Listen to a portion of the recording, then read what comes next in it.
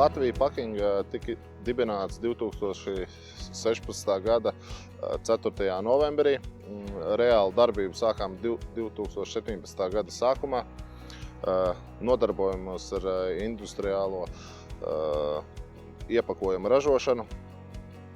Mūsu pamatprodukts ir palešu borti, jeb angliski pallet collars, saliekams koku kastes.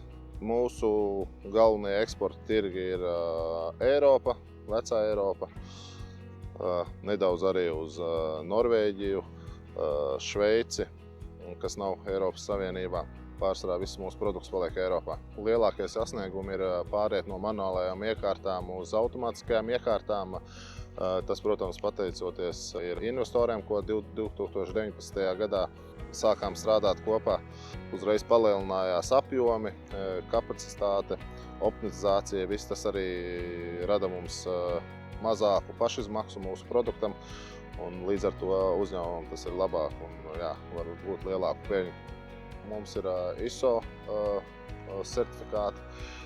Protams, mēs strādājam ar koku materiālu, tur ir atsevišķs certifikātiem jābūt no Valsts augu aizsardzības dienesta, ir ISPM 15 standartam, kuru mēs izmantojam un apzīmogojam mūsu produktu ar HTI PPC zīmogu.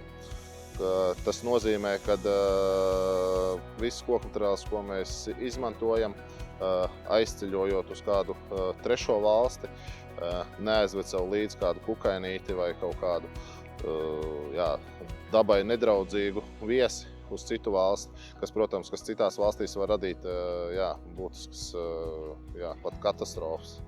Protams, šis gads visiem, kā es nosaucu, kociniekiem žargona valodā, ir izaicinājuma gads, jo pirktspēja Eiropā ir samazinājusi. Tas ir, visi uzņēmumi skatās uz Eiriboru likmēm.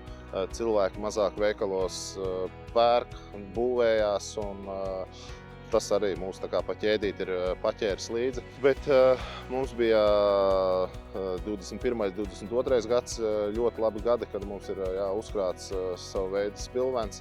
Mēs sadarbojamies arī Latvijas Investīcijas attīstības aģentūru, kuram stāvam valsts stendos un apbraukājam Eiropu, piedalāmies dažādās izstādēs, kas saistītas ar industriālo iepakojumu. Vienmēr mēs skatāmies, kā atvieglot darbu darbiniekiem, kā mēs varam sevi optimizēt. Vienmēr, protams, mēģinam apmeklēt arī citas izstādes, kur paši nepiedalāmies, nostīties kaut kādas idejas, skatāmies, lai varētu arī zaļāk ražot to mūsu produktu un visu pārējo. Un mūsu blakus produktu skaidā mēs esam sākuši ražot briketes Latvijai un visai Eiropai uz doto momentu. Tas ļoti aktuāls energoefektivitātes, un mūsu investīcija šajā gadā arī bija samērā liela. Protams, līdzfinansēja mums lauku atbalsta dienas kādu daļu. Un, jau pilnā procesā jau sākam ražot briketes, kur jau pirmās mūsu briketes ir jau nonākušas veikalos. Protams, paliek arī visu laiku domājam par saules paneļiem, lai varētu atvieglot uzņēmumu slogu no energoefektivitātes lecieniem tirgu. To skatāmies. Domāju, ka tuvākajos 2-3 gados mēs noteikti kaut ko investēsim naudu arī tajā lietā.